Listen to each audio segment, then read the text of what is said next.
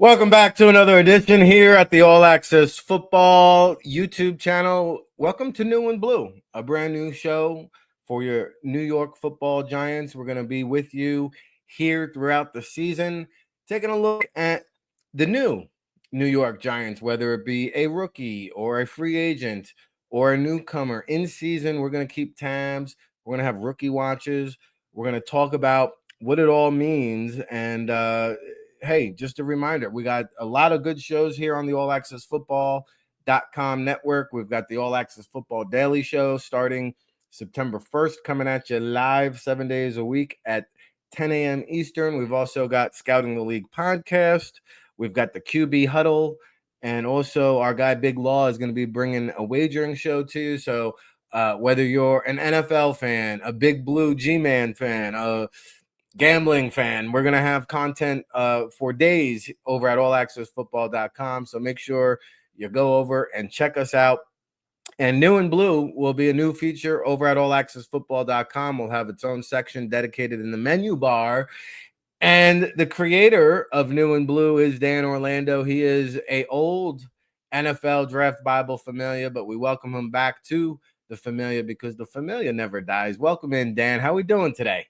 Doing excellent. Thanks, Rick. Oh, man, it's so good to be talking football with you. Today is July 21st, Monday. We're recording here, which means players are reporting. The training camps are starting up. They're revving their engines, and New and Blue debuts here. So give the fans at home a little taste, a sneak peek preview of what they can expect throughout the year. Sure. So as you know, there's a lot of great Giants content out there. But one thing I noticed, there really wasn't anything focused solely on the new members of the team, whether that be free agents signed that are veterans, draft picks, UDFAs. Really wanted to focus on that and look at how they're impacting the team for better or for worse, the position battles that they're going to start, participate in, and how they fare throughout the year. So I'm really excited to be back doing this again. Some of you may remember from a long time ago, I was a Giants blogger before podcasts were a thing, back in 2011, 2012. Previously was credentialed to cover the team, and it's great to be back after, setting up a career in another industry, but to be back and focusing on this is really fun. Yeah, back in the saddle. And of course, you'll be on location at Giants camp, as will I. We'll be bringing you on location reports. And hey, enough of the introductions. Let's just dive right into it.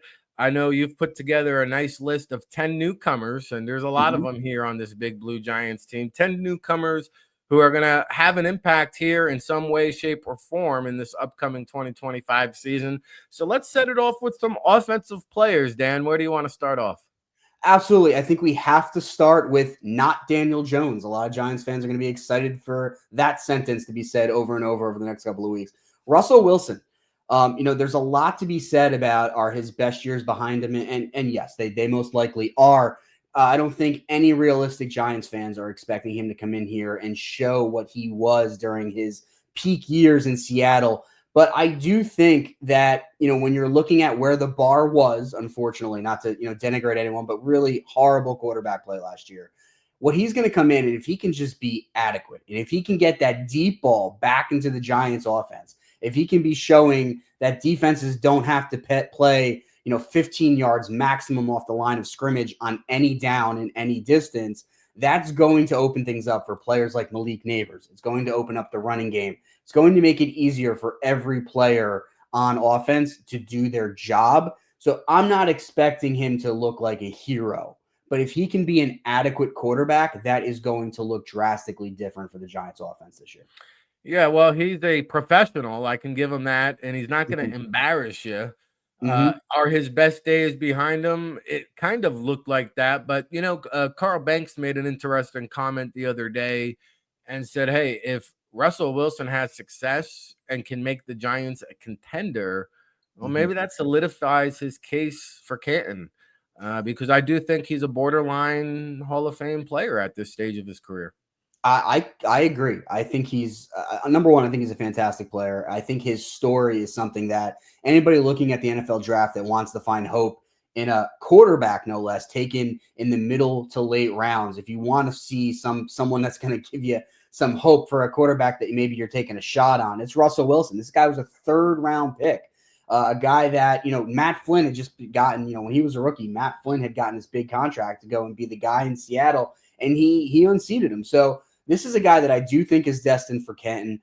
Coming in here and making the Giants a team that's watchable and in contention in December would absolutely help his chances. And look what he did for the Steelers. He didn't start the season, but when he came in, that first, 5-6 weeks, he really made them look good. Maybe they weren't world beaters, but they were winning games. I believe he won his first 5 games right off the bench. So if he can come in and have that type of start for the Giants, even if it peters out, if it allows them to not start the season, 1-5, 1-6, that's going to go a long way towards helping him and helping Brian Dable and Joe Shane keep these jobs into 2026. All right, let's ride with Russell Wilson, Dan Orlando, Rick Saratella breaking down 10 newcomers. We're starting off on the offensive side of the ball. And you mentioned if Russell Wilson does falter, well, then they do have a young rookie quarterback that's just kind of waiting in the wings. Yep. Jackson Dart. Look, I love some of the tape. There's also plenty to be a little bit worried about. If you're a Giants fan, nothing that a guy like Brian Dable doesn't have a shot at cleaning up. That processing. He comes from Ole Miss, where it's really a one-read, very quarterback-friendly offense, kind of how I'm play Madden, where it's like, hey, you know who you're throwing to, and you're throwing to it. So he has the physical gifts to get that done. That's the good news. That's a great place to start. But right now, we got to find out, can he, when the real bullets are flying, can he get to that second read? Can he get to the third read? Can he make the pre-snap processing that guys, again, that the Giants have had in recent years have failed to do? So I think there's a lot to be excited about. I don't want to see him rushed into the lineup too fast. I want him to sit. I want him to learn. But again, if I had to pair him with a coach to get him ready, it is Brian Dable. Say what you want about him. There's plenty of negatives. He doesn't like having kickers on the roster, apparently. But I do think he can get his rookie quarterback ready. So hopefully we don't see him until around Thanksgiving or after. Well, it's Brian Daboll's guy. You saw the excitement, him and Joe Shane, when the pick was made. Jackson Dart, their second first-round selection there at the quarterback position. We're talking 10 newcomers who can make an impact. We're on the offensive side of the ball. Where do you want to go next, Dan? Well, let's go right behind him to another rookie behind Jackson Dart, Cam Skattebo. A lot of Giants fans, if this guy works out, he's going to be a fan favorite. He's going to make fans reminiscent of both Bradshaw. He's going to be wearing the 44, and he's on the smaller side, and Jacobs because he hits. This is a guy that had 4 yards after contact last year in college, which was, I believe, 8th best among FBS running backs. Now, he also had 103 missed tackles, so that's exciting. This is a guy that went in the 4th round, though. I think there's a reason. I think he may work out, and he could be a steal in the 4th round. He also wasn't knocking over NFL caliber guys. He wasn't getting away from NFL caliber guys. So we need to see that. He had some health issues in the spring, so that's never a great start. But, in terms of being a pass catcher out of the backfield, there's actually a lot of belief he can, do better than even Tyrone Tracy in that role, which is pretty amazing, being Tracy was a receiver for most of his college career. And he's also going to be a good pass blocker. So I think this could be a Thunder and Lightning combo if it works out. His ceiling is a guy that's going to just mow over linebackers and nickelbacks and things like that. But we got to see him do it at the pro level. So this preseason, when he's really hitting guys that are NFL caliber bodies on the other side, I'm going to be watching to see how well he does that. Yeah, I thought Cam Skattebo was a great value pick. Just go back to that Texas game. He ran through them. He ran around them. He ran over them. That was an incredible. Yeah, that was an incredible performance. And to your point, like Tyrone Tracy, we know is a competent running back. So like Skattebo doesn't have to come in and do it all. Scooter, Devin Singletary is a veteran presence there. Kind of on the back burner. But I think, Skattebo is a guy who can have a significant role in this offense. And those tough between the tackle yards, short yardage, goal line carries. This guy is a yard after contact beast. That Cam Skattebo. Yeah. The Giants, I think, it's just bringing a different identity to the offense, right? And like, this guy's mentality, like I think back to the quotes from that college football playoff, and he just has a mentality like bro, you think you're gonna stop me? Like, watch this, you know. And I love it. He's cocky, he's arrogant, and I love it. That Cam Scatterbo. All right, who else you got? We got 3 guys covered on offense. Who else? Yep. Anybody else? 2 more real quick. We'll jump to Marcus Bowe. So the interesting thing with him, if you guys aren't familiar, he was a 5th round pick that a lot of prognosticators had going a little bit earlier in the draft. He's undersized. He's going to need to bulk up a little bit for play strength.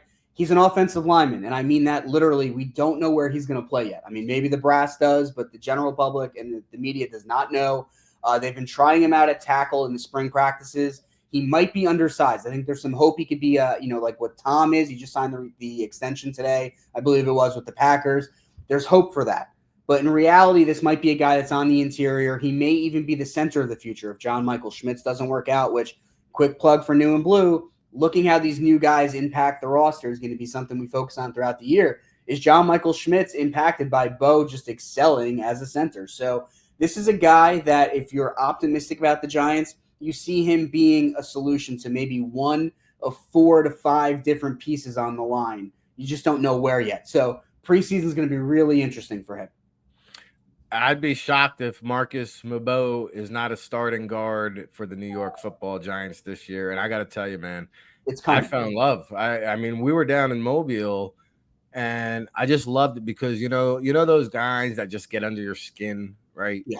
And they play through the whistle, right? And they give you just enough funny business where it's not a penalty, but it's just enough to like irk the opponent, and you could see the frustration throughout the week, like. That's a guy I want on my team. And we just talked about like Cam Scatterbo changing the identity of this offense.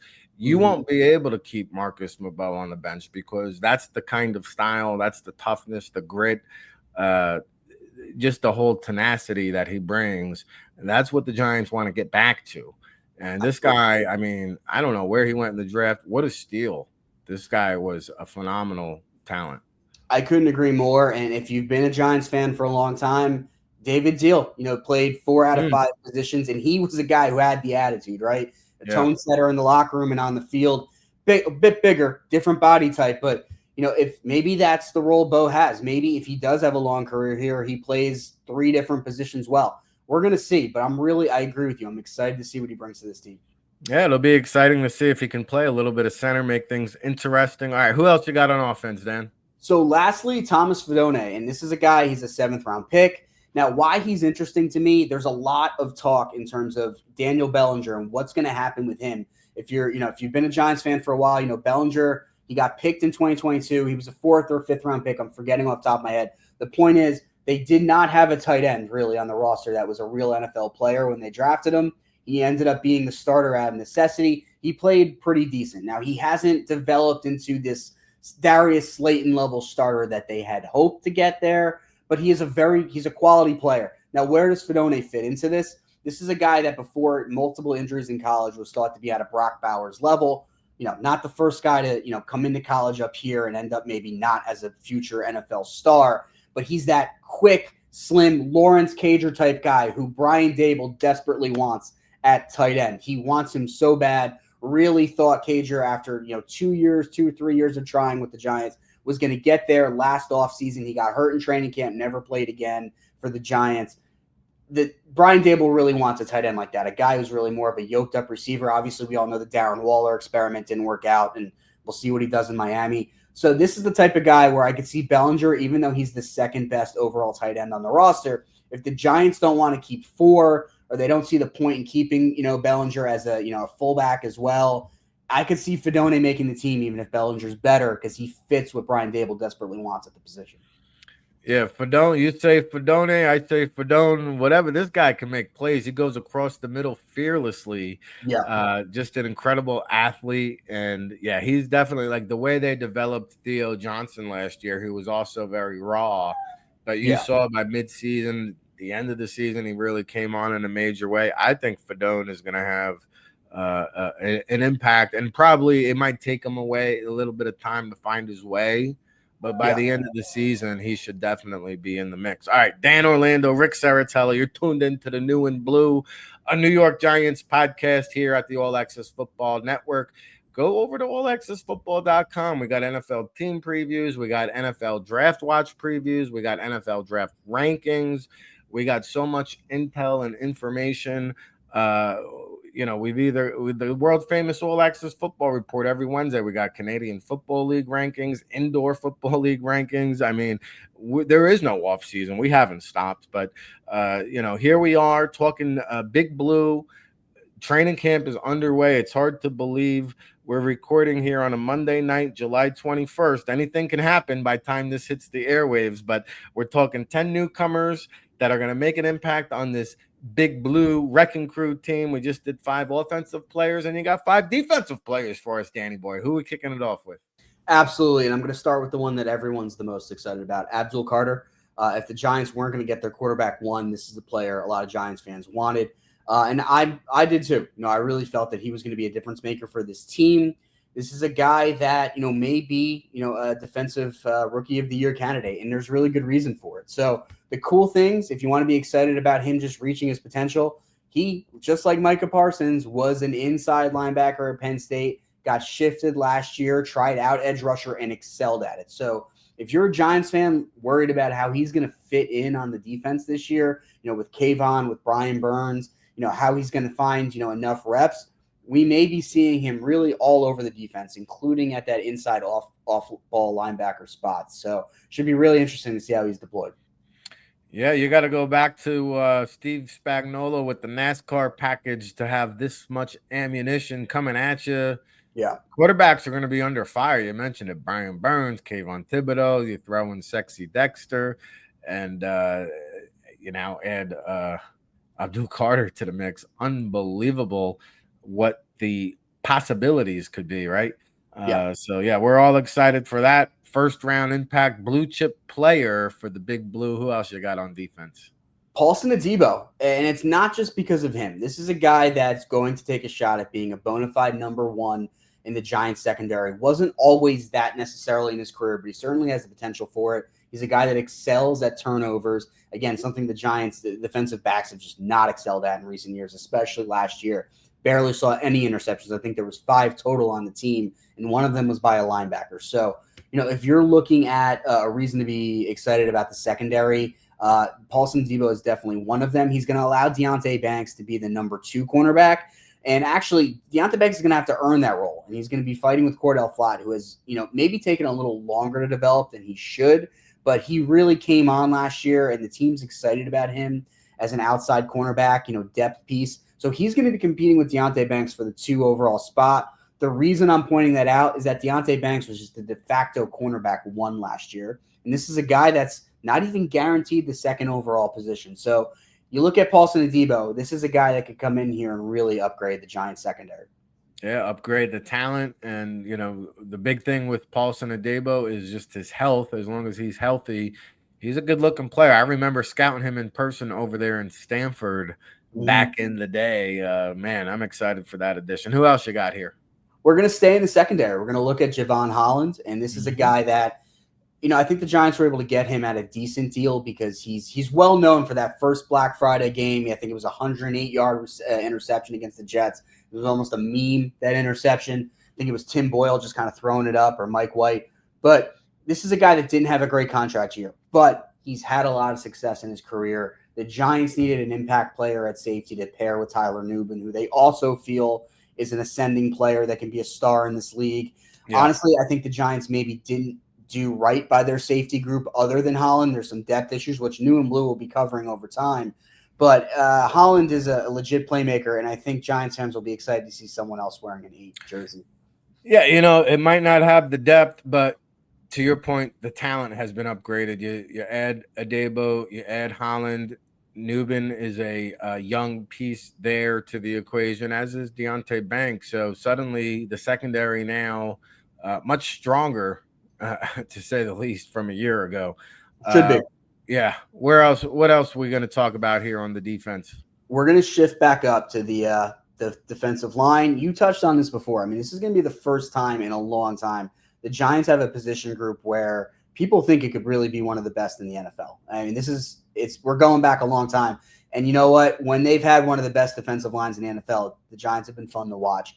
So we're going to talk about Darius Alexander. Now, this is a guy that might take some time. We might not see him be an impact player until the second half of this year at the earliest, but the Giants were thrilled to be able to get him when they did. He was available in the third round.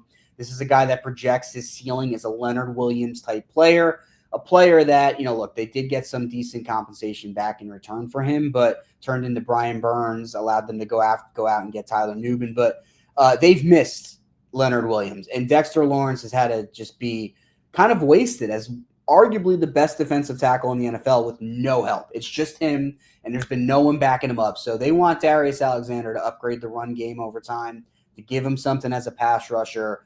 And, this was a weakness last year. Anyone not named Dexter Lawrence was a liability on that line. Darius Alexander may be a starter if he can get healthy and play through camp. Yeah, I think health is the big if there, because he is a veteran rookie. He was a 7-year collegiate, I believe, and 24, 25 years old. So mature in some aspects where, if he is physically healthy, he should be able to make an impact this year. So I think that's 4 defensive guys. You got one more for us to round out the top 10, Dan? I do. I actually have one that's probably going to be a little bit of a surprise, but Chauncey Golston. This is a guy that should be the 4th edge. Like, why am I excited about that? Obviously, depth. You talked about the NASCAR package before. Yeah. Depth is key. And look, Kayvon Thibodeau, he doesn't typically play. I don't think he's played a full season yet. This is a guy that gets banged up. Brian Burns played through tons of injuries last year. It really, because the Giants weren't good, it didn't get enough credit. Brian Burns was really an Iron Man last year, playing through a lot of stuff and playing at a pretty high level. Letting those guys get more of a break and not feeling like you have a massive drop-off, that you're putting out there a guy that really should be playing in the UFL, that's going to be a nice change of pace for the Giants. And Chauncey Golston's a guy that can, get you some pass rush, positivity. He's also a decent, decent run defender. He might shift inside a little bit on the line too. The Giants can use some help there. So that's a guy I'm really excited about, and I think he can do some positive things. Yeah, I know some Giants fans were disappointed with Azeez Ojulari departing for peanuts. Maybe Golston can help take that bad taste out of the mouth. So 10 players, newcomers, we should say, that can make an impact here on the New and Blue podcast show. It's a New York Giants podcast. We'll be with you throughout the season here on allaccessfootball.com. Just a reminder, All Access Football Daily Show is launching September 1st. We got all kinds of great shows on the platform: Scouting the League, QB Huddle, Big Law's bringing his wagering shows. We're going to have shows almost on the regular.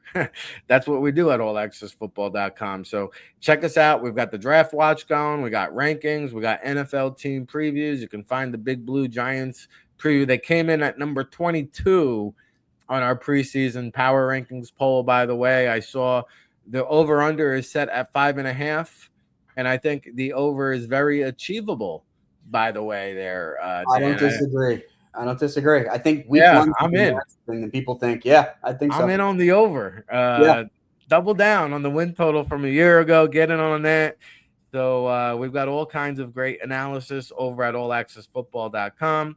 And Dan Orlando will be bringing you articles on the New and Blue Giants, whether they're free agents, rookies, throughout the season. We'll be on location, bringing you the names you need to know when it comes to your New York Giants. Now, we got a few minutes to play around with here, Dan. We're going to get into some position battles to keep an eye on as we get into the training camp here. And we just ended with Chauncey Golston, the defensive line. You mentioned Darius Alexander. There's going to be a lot of competition here. Some free agents bringing in Robertson Harris as well. Talk to me about it. Yeah, the defensive lines we just touched on, it was an area of just a lot of weakness for the Giants. One of the worst position groups I've seen from them in years outside of Dexter Lawrence. What we're going to see this year is, Nacho, Raheem Nunez-Roches may not even make the roster. This is a guy that was a veteran presence for them for a couple of years. He really hasn't stood out. He's $3 million against the cap. They save if they cut him. But this is going to be a position battle where, look, Darius Alexander may come in as a third-round rookie out of Toledo and win his starting job. So it's going to be really interesting to watch that in camp. They also brought in Ledbetter to help out. And supposedly, and this isn't me reporting. If you're listening to Giants news around, there's some belief that he may not even be like high up on the depth chart right now. I think Dan Dugan was pointing it out over at the Athletic. So the Giants defensive line can't battle for everyone not wearing a 97 on their shirt. It's going to be very, very interesting. There's also some rumblings that Jordan Riley may finally be, paying off as just a massive human being that can move people. I do expect to see, at least one Joe Shane draft pick not make the team from that spot. In Davidson, I could see him not making the team. And I do think Elijah Chapman, last year's undrafted free agent star in free agents in the preseason, can make this roster. Yeah, I like Chapman. And another guy I'm going to keep an eye on, too, is that Corey Durden. I remember him coming out of college. Little inside, outside versatility. I like the little spin move, little pass rush repertoire that Corey Durden brings. But I think he had some health issues, so we'll see where he's at. But definitely an increased level of competition when it comes to the defensive line. All right, let's go over to the offensive side, because another area where the Giants were sorely lacking were playmakers. And they have an influx of new targets. Let's start off with the wide receiver position. Who are some guys other than Malik Neighbors who could be making some noise here in 2025? Well, it's similar to Dexter Lawrence. Anyone not named Malik Neighbors, it's going to be very interesting on the wide receiver. In the wide receiver room, I should say. There's always, when you get into camp, that's always the position where there's some UDFAs that everyone thinks is a diamond in the rough. This year, there's 3 or 4 of them. You brought in some veterans like Zach Pascal that can make a decent run at this roster. Little Jordan Humphrey, who can be a physical downfield threat, even though he's not a burner. But what we're going to see on that wide receiver position is after 3. So Darius Slayton is slotted in at 2. He just signed a 3-year deal. Wan'Dale Robinson is the far and away the starting slot receiver. But after 3, it gets really interesting. Jalen Hyatt looked good this spring, but you say that every year. It's really unclear if that's going to translate over to the regular season. I hope for his sake it does. He gives them a lot in terms of being able to clear out the field. Russell Wilson loves working with him, but there's a lot of things he really doesn't do well, or he hasn't shown it yet. He doesn't contribute on specials. So is one of these UDFAs that can stand out on specials that maybe brings a bigger body to this team going to get his spot? You might see Bo Collins, find a way to be this Giants number 2 receiver of the future. You might see Dalen Cambry be the next David Tyree. This was a special teams ace for the Raging Cajuns in college. Barely played receiver for him. He had 10 receptions over camp. I think he had 10 receptions just in the spring. So there's going to be some really interesting things. Juice Wells was brought in to ease Jackson Dart's transition into the league. He was his one of his top receivers at Ole Miss. There's going to be legit competition on this roster for wide receiver spot 4 through, let's say, 6 to 7. You also have Amir Smith-Marset, who is your kick return specialist. Is this a guy that makes the roster from that? Does Turbo Miller as a running back make him redundant? It's going to get really interesting.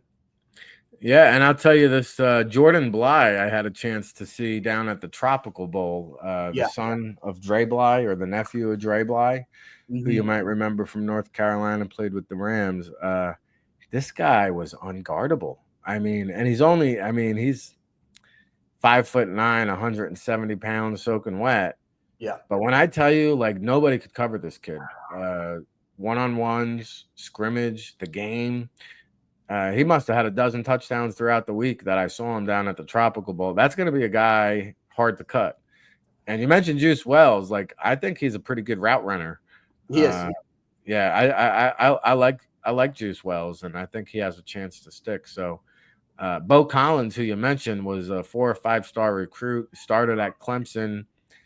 Struggled with some dropsies this past season at Notre Dame, but man, the pedigree, the if you could tap into some of that potential, right, and just squeeze it out of them, that's what you're trying to do with the Bo Collins. All right, exciting stuff at the wide receiver position.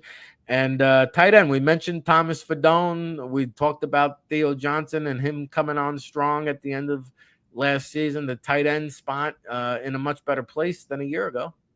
Yeah, tight end is going to get very, very interesting. We touched on it earlier today.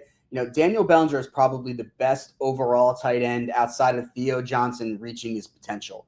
But it's a weird situation because Chris Manhertz is on this roster. He did have some health problems in the spring, but at this stage in July, we're going to assume everyone's healthy. Chris Manhertz is essentially a backup offensive tackle. He is not the second tight end. He's not the guy who's going to step in if Theo Johnson should go down, but he is going to get a roster spot because they love using him as an extra blocker, both in run and pass packages. So that makes it interesting for Daniel Bellinger. You have Fedone, who we talked about earlier. He's the type of tight end Brian Dable's been looking for. If he has a competent to good summer, this is a guy Brian Dable's going to want. So you look at tight end. Do they keep 4? Do they keep 3 and consider Bellinger that move tight end fullback? It's unclear. You may very well see Bellinger, who's one of the, let's say, top 40 football players on this team, not make the roster. It's obviously going to be really interesting, but similar to that receiver position where we talked about, they're going to have, some hard cuts to make. If your team's moving in the right direction, they're cutting guys that other teams are going to want. There were some years recently where the Giants cut guys, and that was just the end of their career. So tight end and wide receiver may be some tough cuts for sure. I guess Greg Dulcich would be the X factor there at the tight end spot. Was he there with Russell in Denver, I think? So he has a little bit of experience with Russell in Denver. He did get some time in for Giants in essentially the garbage time of the season last year, which was a little bit longer than anyone would want. But, right, Dulcich is in that mix. He's definitely not someone we're going to overlook there. It's going to get really interesting. And I think Daniel Bellinger's really that X factor because he's too good to be cut, but he's also not going to be used the way a second tight end would be used. So it's going to be one of the more interesting battles for sure.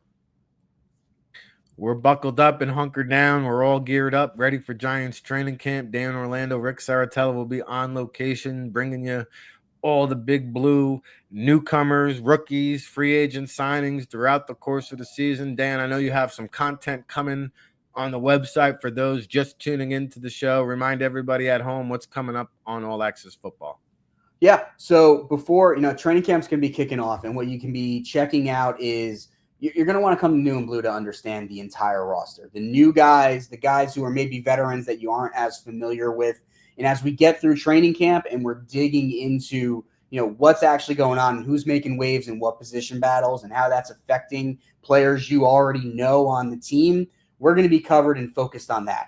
And when preseason game rolls around and you want to know who had the most impact during the preseason game in terms of the newcomers, if you're really interested in what Joe Shane's been doing to improve this team, he got a 4th year. A lot of people didn't think he'd get a 4th year. You're going to come to us to get that analysis because we're going to be the only ones focusing on it. Yep, and we'll be down there at training camp. I got the Jets and Giants scrimmage circled on my calendar. They're doing a home-and-home back-to-back scrimmage. We're going to be on top of it. So make sure you check it out. Go over to allaccessfootball.com.